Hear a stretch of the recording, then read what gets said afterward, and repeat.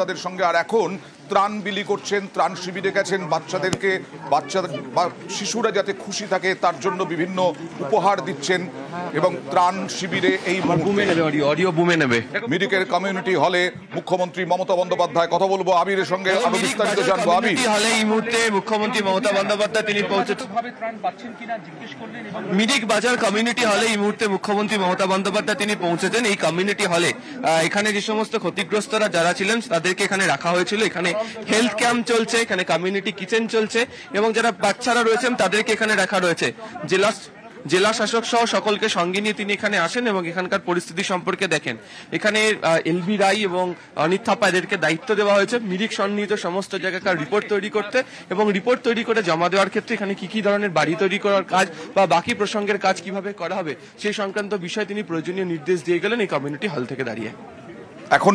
এখনো শিশুদের নিয়ে ছবি তুলছেন এবং মিরিকে যে বিধ্বস্ত অবস্থা সেই মিরিকের পরিস্থিতিতে তিনি মিরিকে মানুষের পাশে দাঁড়াচ্ছেন, প্রশাসনিক আধিকারিকদের নির্দেশ দিচ্ছেন, বিধ্বস্ত উত্তরে ত্রাণ বিলি, মুখ্যমন্ত্রীর উপহারও দিচ্ছেন।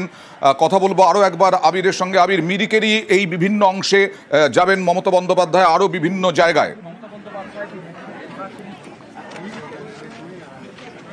একেবারেই তাই, আরো বেশ কতগুলো জায়গাতে তিনি পৌঁছবেন এবং এখানকার বাসিন্দাদের কি অবস্থার মধ্যে এই মুহূর্তে হচ্ছে সেই সংক্রান্ত বিষয়ে আজ তিনি নেওয়ার চেষ্টা করছেন।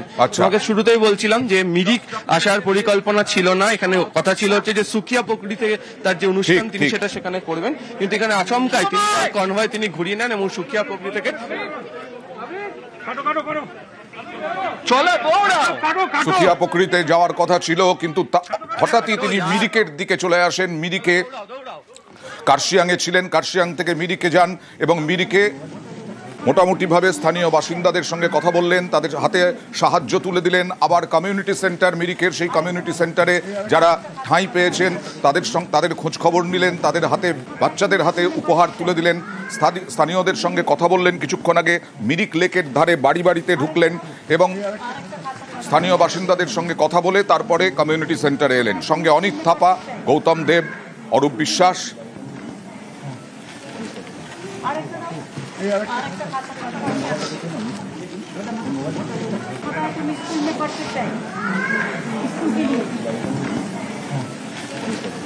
আরেকটা